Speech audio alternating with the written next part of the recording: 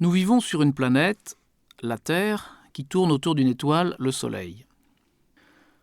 La Terre et les autres planètes, tournant autour du Soleil, forment le système solaire. C'est une très petite région de l'univers à l'échelle des autres étoiles et de leur rassemblement qu'on appelle les galaxies. Pour donner un ordre de grandeur de cette distance, il faut savoir que la lumière qui se propage extrêmement vite, puisqu'elle va toujours à la vitesse de 300 000 km par seconde, la lumière met quelques minutes seulement pour parcourir ce système solaire. Elle met par exemple 8 minutes pour venir du Soleil, elle met 2 secondes pour venir de la Lune, et puis elle mettra davantage pour venir des planètes lointaines ou pour faire le parcours complet du système solaire. Donc ce système solaire, c'est une sorte de petite unité, de petit système dans l'univers, mais évidemment, a priori, il y en a bien d'autres.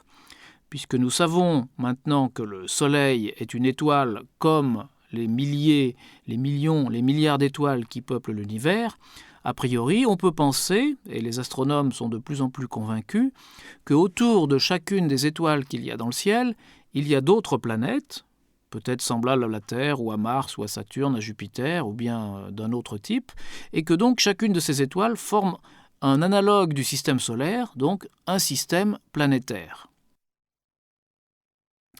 Alors, ces étoiles, ces systèmes planétaires éventuels, combien y en a-t-il? Comment se distribuent-ils dans l'univers? C'est une question que l'on se pose depuis longtemps, et aujourd'hui, nous avons une bonne idée de la réponse. À savoir que, d'abord, la séparation moyenne entre les étoiles, c'est de l'ordre d'une année-lumière, c'est-à-dire c'est la distance que la lumière parcourt en une année de temps, l'année-lumière. Donc, entre deux étoiles, typiquement, il y a une année-lumière, alors qu'entre des planètes du système solaire, il y a quelques minutes-lumière seulement. Donc, on atteint un ordre de grandeur vraiment différent. Alors, ces étoiles sont donc distribuées, mais elles ne sont pas distribuées au hasard. En fait, elles se rassemblent dans un système gigantesque qui s'appelle notre galaxie, et qui s'appelle notre Voie lactée, nous allons comprendre pourquoi. C'est un système relativement aplati, qui a la forme d'un disque, un disque qui évidemment n'est pas matériel, mais qui est constitué par l'ensemble de ces étoiles, qui finalement sont toutes en mouvement les unes par rapport aux autres, et qui ont un mouvement relativement régulier, puisque le disque de cette galaxie est formé d'un très grand nombre d'étoiles, 100 milliards d'étoiles environ, qui toutes tourne avec un mouvement donc de rotation autour de l'axe de ce disque. Donc il faut voir notre galaxie comme un disque formé d'étoiles, toutes ces étoiles tournant de concert autour d'un axe. Et notre Soleil, bien sûr, n'est que l'une de ces 100 milliards d'étoiles, qui est d'ailleurs située non pas au centre, mais à peu près aux 2/3 du rayon de ce disque.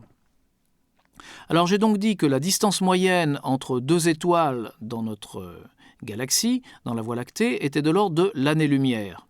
Et finalement, les dimensions de notre galaxie, la Voie lactée, se mesurent en dizaines de milliers d'années-lumière, c'est-à-dire, on pourrait dire environ 30 000 années-lumière de rayon. C'est-à-dire que si la lumière devait parcourir tout le diamètre de notre galaxie, elle mettrait environ 60 000 ans. Donc c'est quelque chose qui est encore d'un ordre de grandeur supérieur aux étoiles et aux planètes.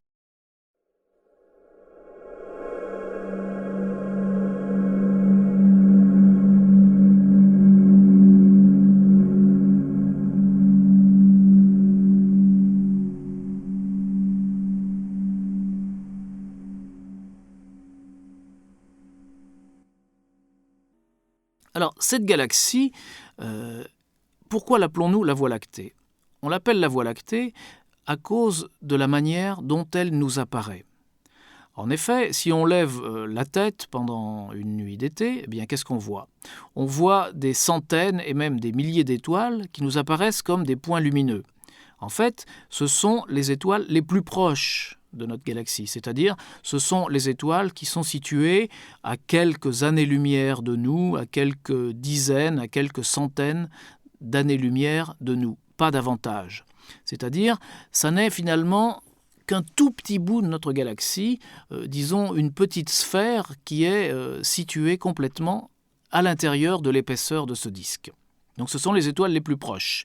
Et les étoiles les plus lointaines, eh bien finalement, leur éclat est relativement faible et nous ne les voyons pas à l'œil nu. Alors évidemment, ça va changer dès que l'on va utiliser une paire de jumelles ou une lunette ou un télescope, et on s'aperçoit immédiatement que si on remplace notre regard à l'œil nu par un regard assisté par l'un de ces instruments, eh bien on verra beaucoup plus d'étoiles, parce que les étoiles, il y en a. Mais en temps normal, avec notre vision sol, nous n'arrivons pas à les distinguer.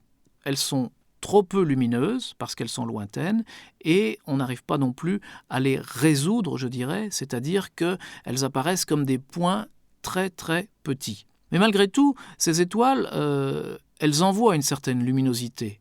On ne peut pas reconnaître ces luminosités individuellement, mais finalement ces luminosités s'additionnent et elles forment une lueur diffuse. Eh bien cette lueur diffuse, c'est la Voie lactée. C'est la Voie lactée que nous voyons comme une bande de couleur blanche et qui est diffuse et non pas formée de petits points et qui traverse l'ensemble du ciel et qu'on peut très bien observer pendant les belles nuits d'été. Alors pourquoi une bande ? Eh bien tout simplement parce que la Voie lactée, notre galaxie, c'est un disque et puisque nous sommes dans ce disque, nous le voyons par la tranche, évidemment, lorsque nous regardons dans le ciel. C'est-à-dire, si nous regardons à l'extérieur du disque, disons dans une direction qui serait parallèle à l'axe du disque, eh bien, notre regard ne rencontre pas le disque, donc nous ne voyons rien.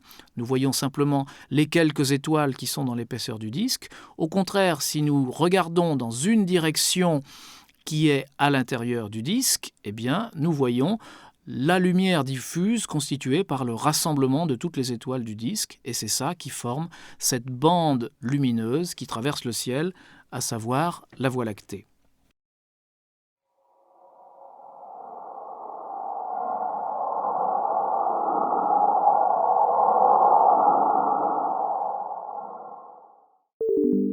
Nous espérons que vous avez apprécié cet aperçu. Pour continuer à écouter ce livre audio sur Google Play Livres, utilisez le lien dans la description de la vidéo.